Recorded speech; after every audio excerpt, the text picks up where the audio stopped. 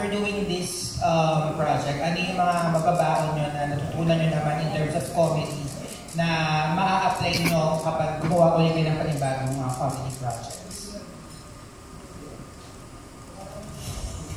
Siguro same lang din. Kahit na anong genre kailangan ng support.